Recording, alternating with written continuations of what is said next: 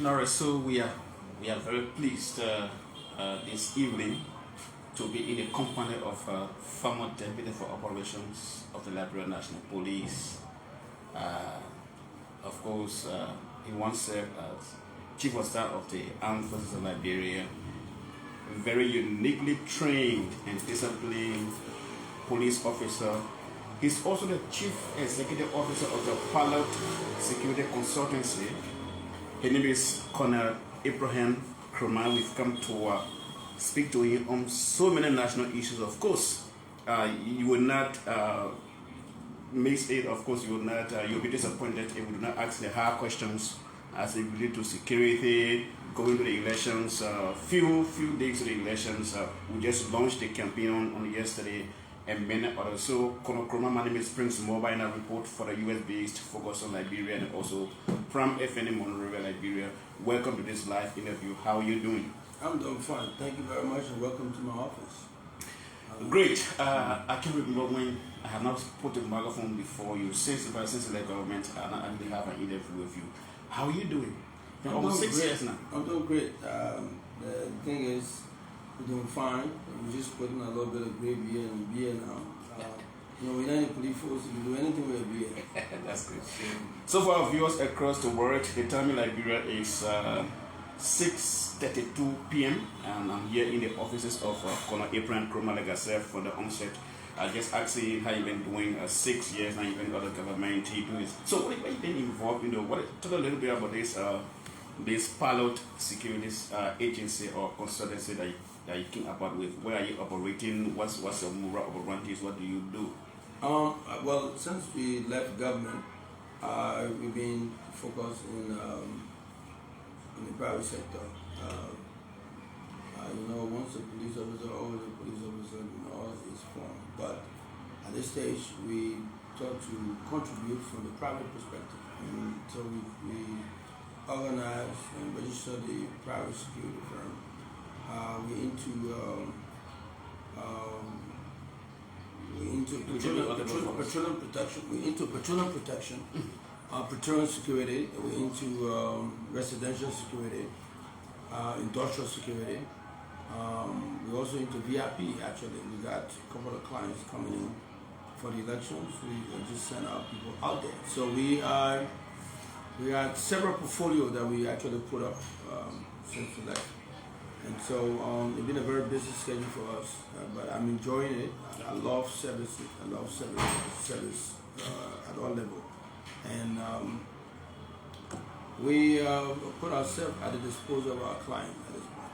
What does that mean? How do you explain that? That means my clients, my focus is making sure that my clients are supported. The only thing, we've been very busy nowadays because we have people coming out of jail, being released because of this 18.2 or 18.3 failure to prosecute by the government to a certain extent. So we have to now carry the daunting effort trying to protect our private commercial property and other properties that are placed at our disposal. And so it's been a Herculean task to actually fight those guys that just come and been in jail for six years, and they're out there in this mini season. I gave us a lot of tension to actually get them clean. Great. How many of Liberia's counties he operate? Just Monserrate or you other counties? No, we are around the place. We have about we into 7 of the 15 counties. Name. We into Maryland County.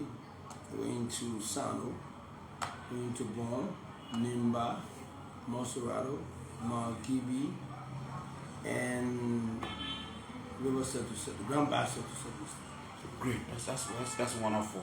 Okay, before we come to the national scene, talking about how you feel the entire security sector for the past 6 years, that doesn't mean for you a very seasoned, trained police officer who are even served the army before, being out of that hot seat for 6 years now. The name Abraham Kromah, the man who, it will be all around the night. That name is not on the lips of Liberia anymore. You there in your left corner and doing your things quietly. How does it feel for you? Well, it's refreshing. Sitting where I'm at, it's refreshing. and they gave us an opportunity to reassess, recharge, because I think we still have a lot to offer. We've done it since tender age of 18, but it feels good to actually sit down and look at life from a different perspective, look at life from the private lenses. We do not have that whole tough, rough situation. Engagement. One country to another, flying to this other country for this conference. We now settled down in Liberia, and it's been a very fruitful experience. We've found ourselves looking at life differently, engaging people from their private quarters, going to people's businesses, providing service to them, and going to several industrial complexes and providing security. But it is fun and it's good because I love doing it. So anything you love doing is like you're just going through another walkthrough. So it's been a beautiful experience. But nobody calling Ibi Kromah, you're bad man, you that, the rest of it. But those are fun times. Guys who don't understand you. Guys don't know you. You see, what you don't know is older than you. Yeah. So people build their own experience, their own understanding of me to allow you to stand. And first, I'm like, why are you thinking of me like that? I'm not like that. But I found out that the guys needed to know who you were. Like the other day, I went to CO. The other guy said, Ibi Kromah, we know you. You're the guy who went to CDC Quarter and then broke our people. You went there 2011, June 2011. I said, no, November 7, November 11, right? I said, no, I wasn't in the government. I was not here. I was busy writing my thesis in the States. I wasn't here. I'm like, oh, yeah? I said, yeah, I wasn't here. But that's the perception that persona that have been placed upon by most cities, most little guys who have not been around. You pass this information to them, they build that about you. But then when I explained to the guy, I said, oh, yo, I wasn't the 102 then, 102 alcohol. Why are you blaming me for doing that? Even though I'm not questioning the process that led to the police action, but don't put it on me. You give me something that I can tell you. Say, well, if you are very upright when it comes to law, enforcing the law, yeah, that's on me. And I can justify it, and I can do all over the same way again, because I thought I was doing the best I can to protect this country, and I did the best I can, and I can do more than the best. All right, 6 years now, you've been part of government. How do you view Liberia's security sector? I mean, lots of calls coming around. We just opened campaign or yesterday. Political parties are very engaged in the various counties, even in most of the other counties, engaging with their supporters from different spectrum of the political device. What's your view about Liberia's of security sector? Well, to be honest with you, like I said to you guys the other day, you know, police work is a different game. You got to be seated in there because you're not operating by yourself. It's like in my own situation right now, it's a private initiative. I am the CEO and organizer that I can decide, I can make decision. I don't need any board to do it. I can make decision. Say, look, I don't want this contract, I need this contract, I want this vehicle purchase or this bike purchase, change it. I can do the decision. Say, look, I'm giving 3 men to protect the police, I can do that. But in the case of the police, you're operating for the politician, for the policymaker, the government official. You have to work in the time frame and with the whims and caprices of that particular person. You cannot do it on your own. So a lot goes into you acting. So as a result, you not sitting in that seat, if you try to provide information that you do not have, you'll be stepping your bound because the shoes is not on your feet then. You got to understand that the guys that are sitting there, the budget arrangement, the budget discussion with the Ministry of Finance, the budget arrangement with the Minister of Justice, all of those things will have to make sense. Told the governing authority before the police chief or the deputy acts. And I've tried to find a way to work around that. we did our way of finding passing around that. But in this case, I can't tell you how the guys are feeling, to be honest with you. But I think I can tell you fairly that they're doing a very nice job with the circumstances they have. Would I do better? Would I do more? Would I do it differently? You bet I can. But from the prevailing circumstances they have, I think Patrick Sulu and his team are doing a great job. Great. You were the one or two, the deputy for operation during the 2017 elections campaign. And I gave a scenario the last night. I want to remind you of that. It was a time at the election commission's headquarters when Madam Miata Famule, I think Madam Lady, and then all the powerful women were there. They were calling for the commissioner to come down. And you came there, you walked from your car, you joined the women. You said, look, let's do it like this. I beg you, let's go on the other side of the road. And I will join you to do this thing. And it took about few meetings, and they listened to me. I was asking, what is the experience shared that you could just get out there as we go into these campaign activities? Of course, that was just one of the situations that I saw you, faced with. And those people, many of those will come before our law enforcement officers. What can be the experience shared? Well, Chief, what you do on operational time it has to be progressive. You have to start from the beginning. When you are providing that direct service to a community member, you must have developed a relationship. They must have trust and confidence in you. If the woman, the tough woman like the other family will not respect you, you not ask them to do something. They go against their core value. They have reasons for being there. They've done the pros and cons, they don't. So they will have to have some trust and confidence. And that's why police work will require you to develop a relationship with the community. Because without the community, you can't function. So in every sector of the community, you got to be able to have almost all of them. Give them that relationship so that people find a way out. And that's basically where we are. And that's what took us to where we were. And we were very helpful, we're very happy that they listened. And there's so many locations. We went to Kokopa, where they blocked the road. We went to several places. We engaged them. We engaged the political parties.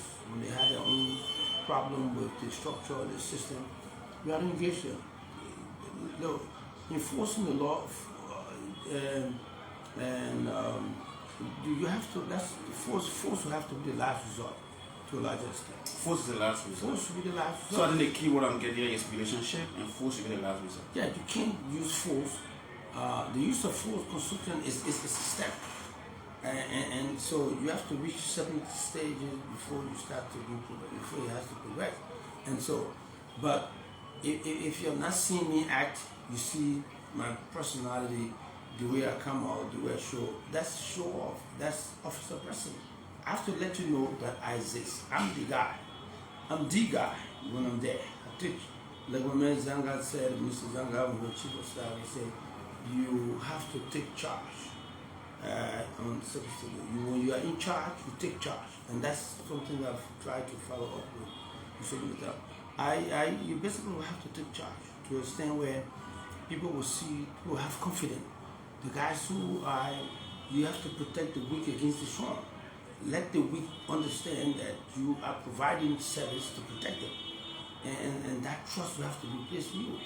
But you can't be timid when the people that you provide protection for don't have any trust and confidence in your ability to provide a level of confidence. So we try to exhibit that so that the folks will understand that this is where we stand. Is there something good to allow the anger of the people to come up with you? Oh yeah, you have to allow the people to express themselves. You have to allow them to tell you exactly how they feel, because they also have the right to speak. They have the right to assemble. They have free speech. And one thing I know Madam Salif actually asked her to do is allow the folks to express themselves. Because if you don't, they're resorting to use of force for themselves. Because there is the social contrast, the police responsibility and the citizen responsibility. that contract has to be enforced, has to be abided by. If we cannot abide by it, it makes it difficult for us to actually have a cohesive relationship. And I try to always accept and allow the citizens' reaction.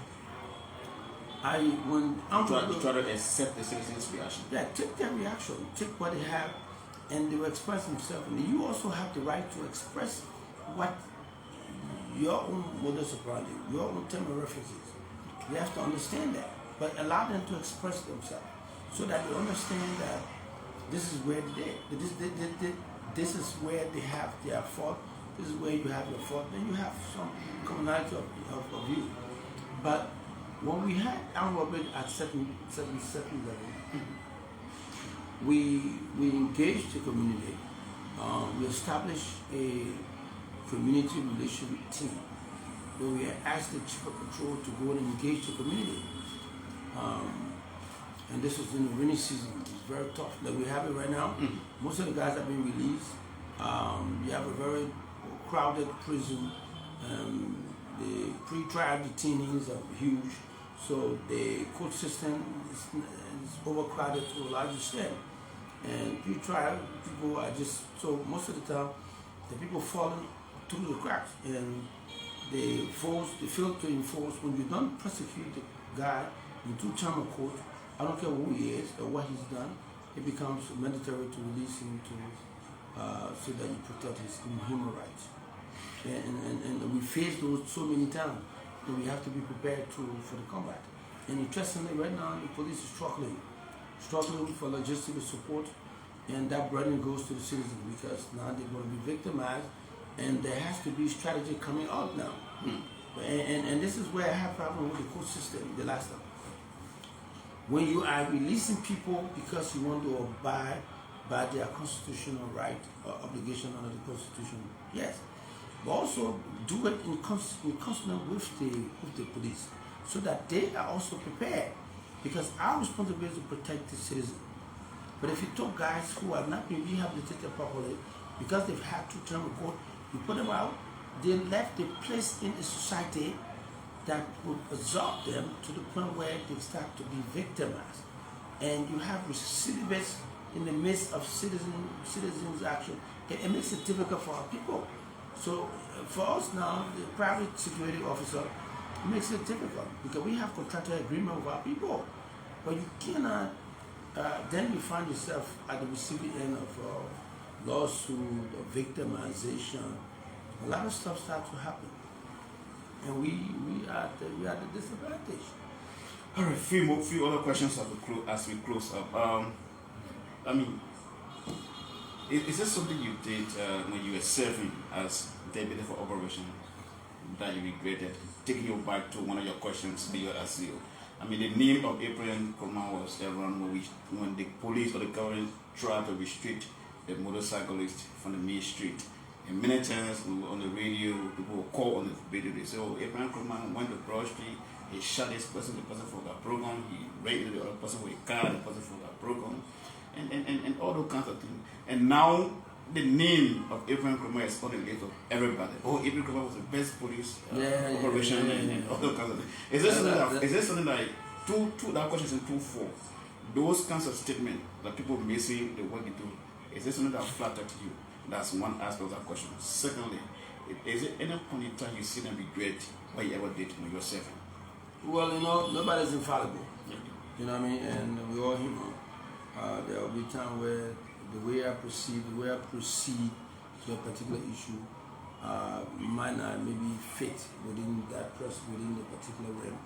And those things happen. We don't take that to our houses, we let the citizens know. Listen, we shot for it. I give you one story. I was 1 or 2, I just got in, and there was a demonstration.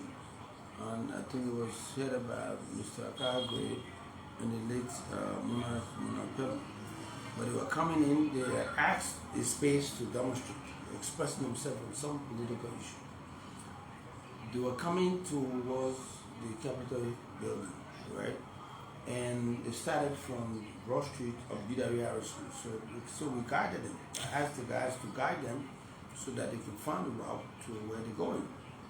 And but then when they found themselves in the conjunction road, it split into two. They had one were passing through the bicycle meeting, one were coming to the line, and they were going to convert at the red light, and they were going to block the road, and the traffic was going to be interrupted. And the situation was very volatile. The folks were not finding themselves in traffic jam. I think it was on a Monday or something like that.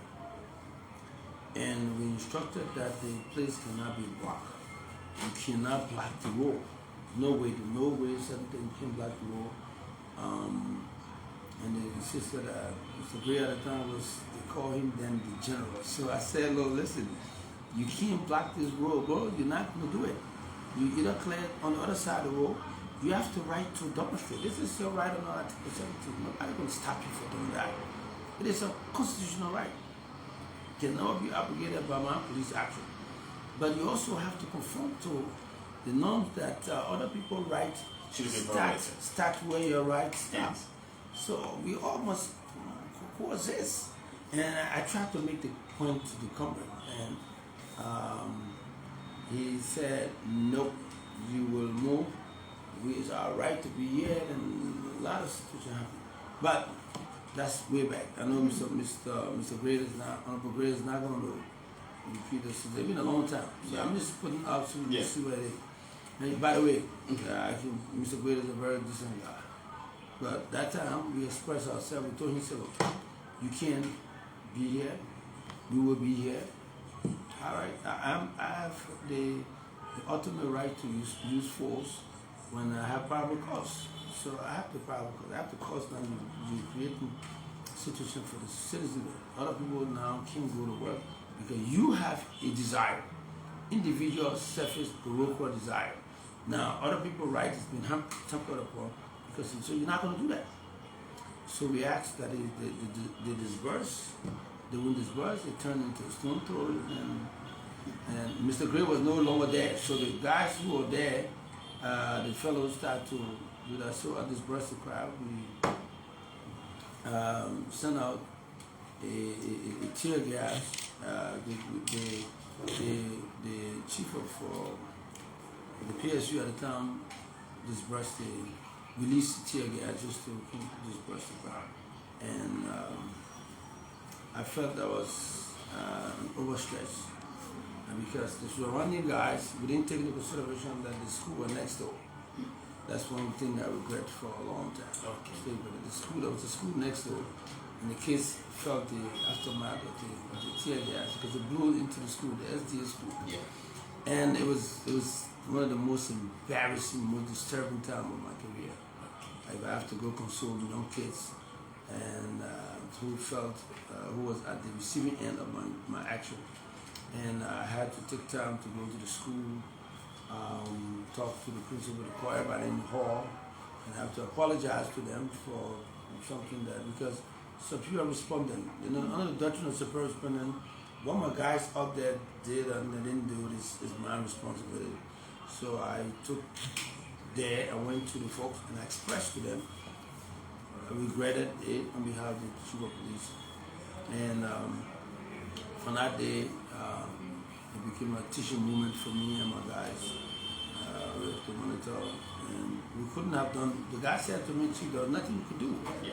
The guys were coming from different parts, Pastor community and this that. The conversion there, this is going to be blocked. When that tear gas was fired, everybody went their way, and the situation was handled, and the car started to go. But the aftermath, I went to the gate.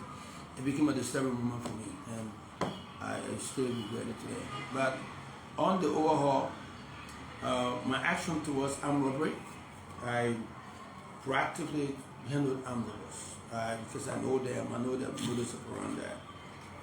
Even the guys that were prematurely or that was released as a result of the failure to prosecute, we created means by addressing them.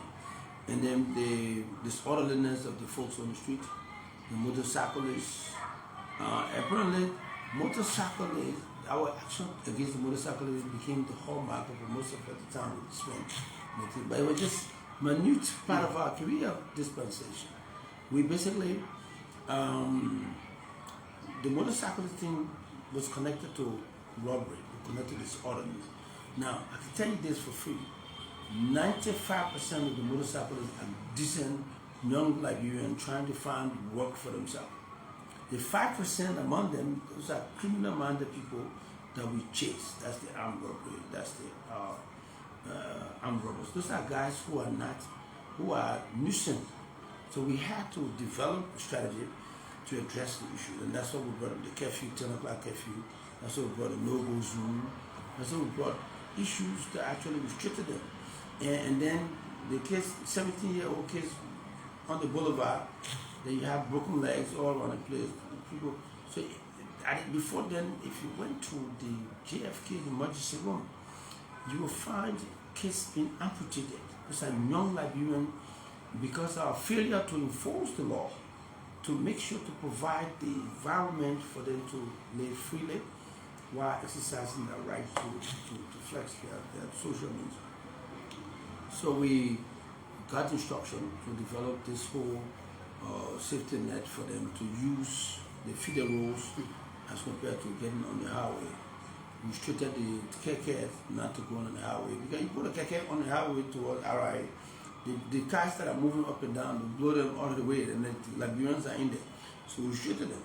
We restricted them and directed them to certain part of the route, given certain route to follow. At the end of the day, we succeeded in restricting, bringing about law and order. That aspect, people don't see that. We saw the high restriction and then coming to town. People don't see the armed robbery that was stopped. People don't see the orderliness, like the new police act provided for us to make sure that people are not disordered in the community. People are not handling themselves disorderly in the community by loud music, by disturbing other people while they try to have quiet. We try to establish that this is a civilized way. Nobody would watch for that. Nobody would look at Ibi Kromah from that perspective. You look at me from the pen guy, those are the nursing guy who want to do just few percentage point. The bulk of the guys were obeying the law. They were in that room. Another day, the other guys making all these vitriol statements about Ibi Kromah, you just one of the guys who did it. Eventually, today, the people sing that prayer for Ibi Kromah. It's something that is good to hear it. Do you hear it sometimes? A lot of times. Okay. But the thing is, why it is good that people say that, and it's good to know people appreciate what you've done. But I thought my action should have provided a room for an introspective movement for our people. People should see that we have now reached a point where, even though we have not turned the corner of deterrence, there has to be a way that people will see our action being reflective of what the way they look at each other. Because I'm a teacher, and for a degree in education and a degree in criminal justice, allow me to follow this path of educating people to look at the law from a different perspective. And that's what I try to do. And there are two schools of thought when it comes to crime prevention. You got the positive approach and the conservative approach. Got the what? The positivist approach and the conservative approach. And those are two approaches that we as criminal justice practitioners have to follow. It might be academic where you learn in school, but that's one aspect of criminal justice criminology and criminal justice you must embrace as police administrator. Whether you become a consequentialist or whether you become a guy who is a liberal who believes that society is responsible for criminal action. And to follow those two schools of thought, you have to define it. Look at the society you find yourself in. Coming from war, the society emerging from the yoke of the warring situation, you have to develop multifaceted approach towards fighting crime. And that's why we put two approaches, the conservative and liberal perspective, so as to find a way where we can be harsh in some cases, can be very liberal in some cases, considering the difficulties we have in getting people to be educated, people to be informed about these things. And so, those are the kind of steps we took, and that it makes it difficult for a lot of guys to imitate that, because you have to go through training as a practitioner, as a scholars in criminal justice, or as a criminal justice, a criminology student, so as to combine those two approaches, and so as to police a country like Liberia, who coming from war, who there are still people who have not been rehabilitated. I believe that there are still guys who have to go through the strengthening of being transformed.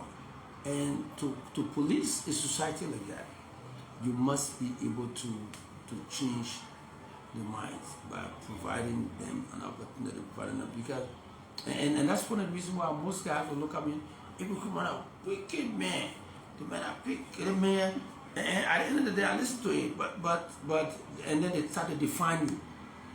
And then there's, in some quarter they say, I mean, I come here, but that man make us to be peaceful. Example in here the VA Junction. There's a community there where Mr. Bly's body would be buried, and the guys would never come. The kids would never see the daylight. When they come from school, they go inside. So I realized that, you can't do that. These people must have the room to play. So I broke down the place. We took, opened up the community, and all the guys over there. I made the very guy who were considered the Zogo. He called him Zogo. I called him young Liberian who have some difficulties. But at the end of the day, they found themselves cleaning up that place, and I took them out of there, and the citizens decided to play. The kids would come out to play. All right. 2 questions. Thank you. So your name is Abraham Kromah. He's a former deputy for operations of the Liberia National Police. He's here private business now. He's the chief executive officer of the Pilot Security Consulting. So I've been speaking with him here. I have 2 quick questions for him so we can close out. My name is Prince Moba. This is the US-based focus on Liberia television. Colonel Kromah, 2 questions. The police and media relationship. This is something we struggle with for the past 6 years. In fact, the media has a petition to this government right now, so police brutality against the media. I mean, how did you manage with the media at the time when you were there?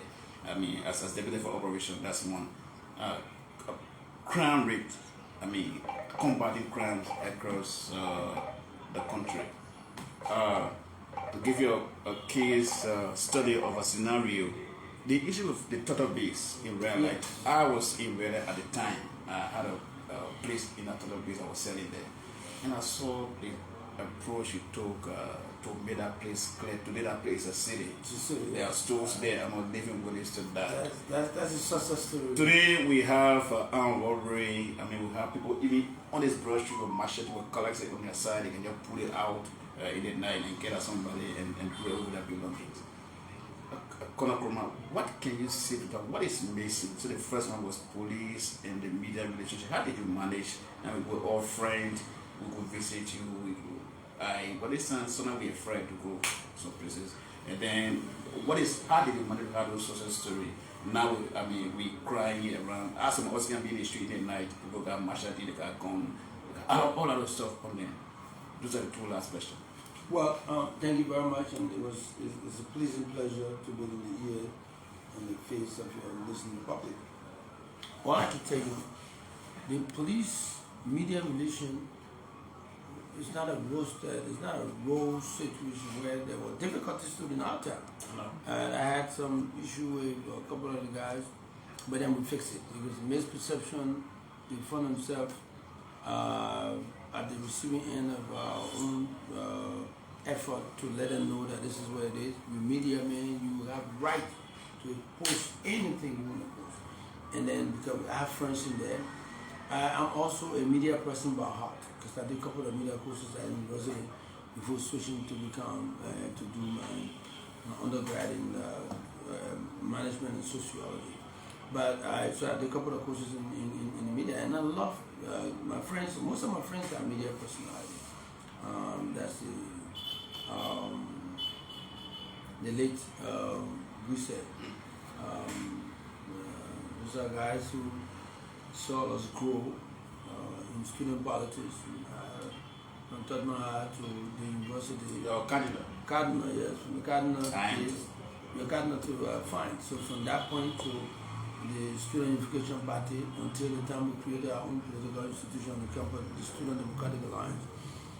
And up to the time we left, we built some friends. And the guys who were there doing mass communication, we basically had love for what they were doing.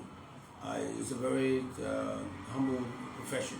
So we developed that, and then we think that they should have the space in life in our country, because without the media, you have a dead country.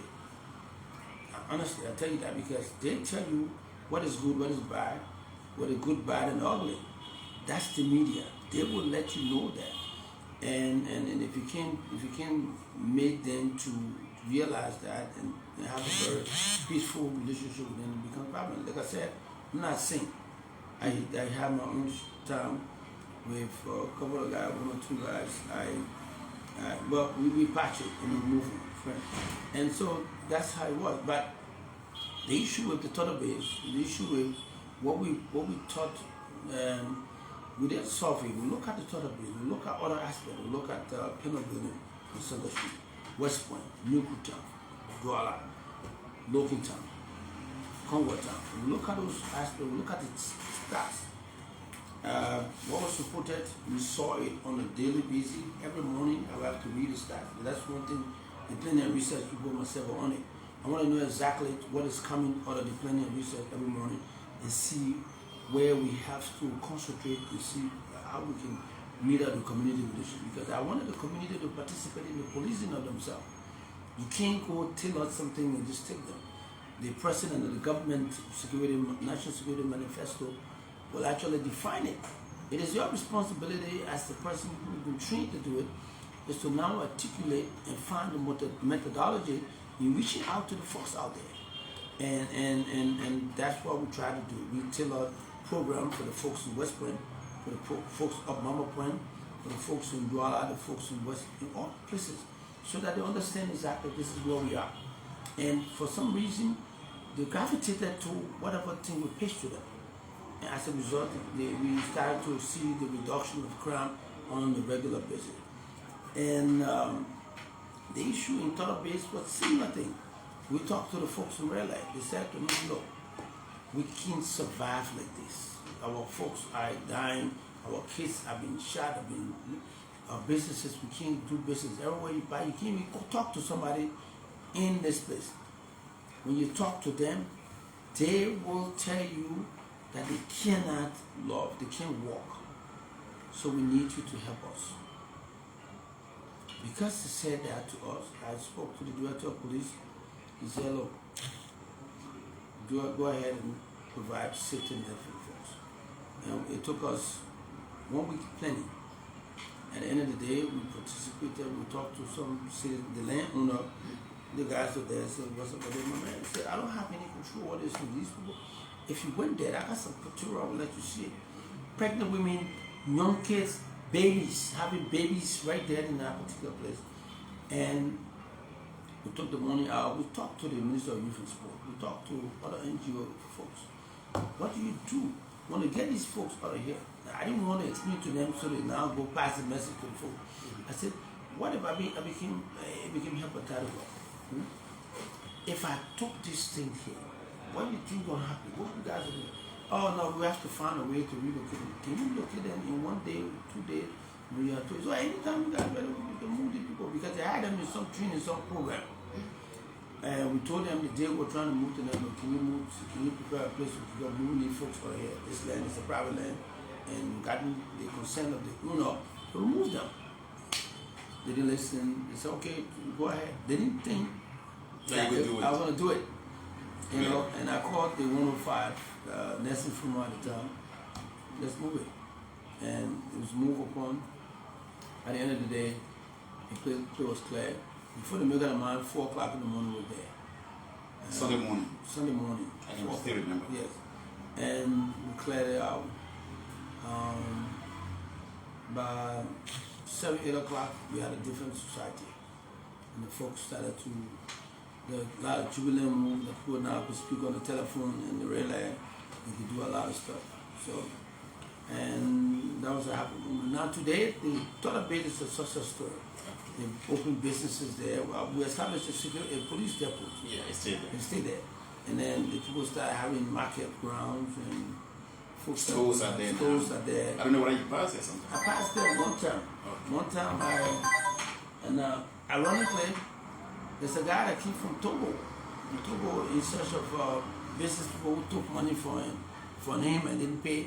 So he wanted to be escorted down there. In my private capacity, I went with him there, and the first time I saw the place that we liberated, I'm like, oh, this is total. And the folk, it was a different country, different place, different community, different society. But that's some of the social story we thought that it has not been highlighted. People only know Amy Kromah to be the guy who ran after the motorcyclists. And that, but we take it for what it is. And it was the motorcyclists enforcement that took me to Ghana to preach the best practice in Kofi Annan and other places. And I was about to be invited to Guinea to talk about, because they have very serious motorcycle situation. That was when I was 1 or 2. And then things became a little dicey, and we didn't achieve that. But other than that, I'm with a strong conviction that our action in real life was a good thing, and it provided us an opportunity to actually make sense of ourselves. And I just want to use this platform we have and speak to the government. Yeah, so let me just ask a follow-up on the last time I asked the question, I'm going to ask you again. The day, the government of Liberia, maybe this government or any other government that comes in, calls you back, say, Kromah, we need you, come and serve us, maybe I want to do, or develop police. Well, you said, no, I'm working on my private line. No, you see what I have here? I see. See? You see this? The CEO. As chief executive officer that controls the welfare of almost 1,000 Liberians. They might not be making huge amount of money, but the family live on this and the level of service we're providing to them. And we use the notoriety we have to reach out to various companies to now try to use our services. So that's an opportunity for us to do. We contributed to the social fabric of the building. But again, like I told you so many times, most of you guys, I'm only a Liberian, and working for the Liberian government is a privilege, it's not a right. And if the President of the Republic of Liberia will come to you of the 5-some million people and say, single you out, so I need you to come help. We all are nationalists. We can always find the time to respond to that call. It's a clarion call that speaks to the goodness in us, the good injured in us, to help to provide service for our country. You must do that as a Liberian. You must do that as, I will do that any day as the grandson of Chief Musa Kromah, one of Tottenham men that had the hinterland in the unification policy. We can do that. But I'm saying I do not have any desperate need of government work right now. I'm very much situated. I'm providing service to Liberians. I'm based upon my own employment. Other Liberians are getting their welfare through us. And I'm very happy in what I'm doing right now. So you wanted to say something? You want to ask that? No, I'm only asking the government to look at the police. Okay. Please, it hurts me to see that the police logistical support is very less. Gasoline for the police will have to be coming before coming. I know there are competing priorities, but the government has got to help education and everything. But without safety, without police action, it makes it difficult for all of those other areas to be functioning. But the guys sitting at the Ministry of Finance and other places will not understand that, because the portfolio comes to them. They look at the Ministry of Health, military education, this one. You see, all those people come with their own prioritizing strength. But the police must, because something happened to right now, something happened to her, the first thing, they call the police. Something happened to this minister, they call the police. So why you can't put the police interest first? Then, let's come and say, you put the interest of what you want to preach, put that first. The police is the Johnson, for lack of a better word. And so, we're asking that the government take must have done this election period. At this point in time, election is right here, the campaign has started, the police budget is still shrinking. We still need people to help the police. Right now, without that, it makes it difficult for us to have a very structured election process. Are you comfortable with the current strength of the police? Are you comfortable with that? No, this is what I said one time. We had a workshop before the election. The union wanted to develop the police to 8,000. And I said, I don't buy numbers like that.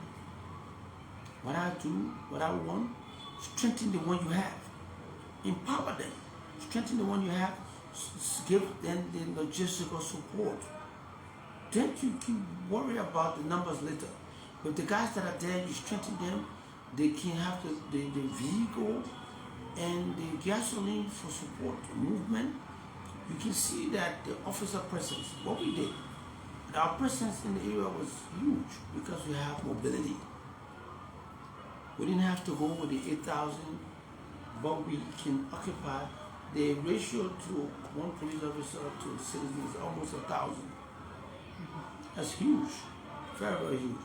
But with an equipped police, a supported police, you find out that you can breach those divides. And I'm hoping that policymakers will understand, will listen to experts. When these things are being proposed, listen to it, put your little ego aside. Listen to policy, listen to experts who've been there, done that. Listen to them, let them tell you, say, wait, if you just went ahead and just took, okay, one of them, no, yeah, police, yeah, you're going to 10,000.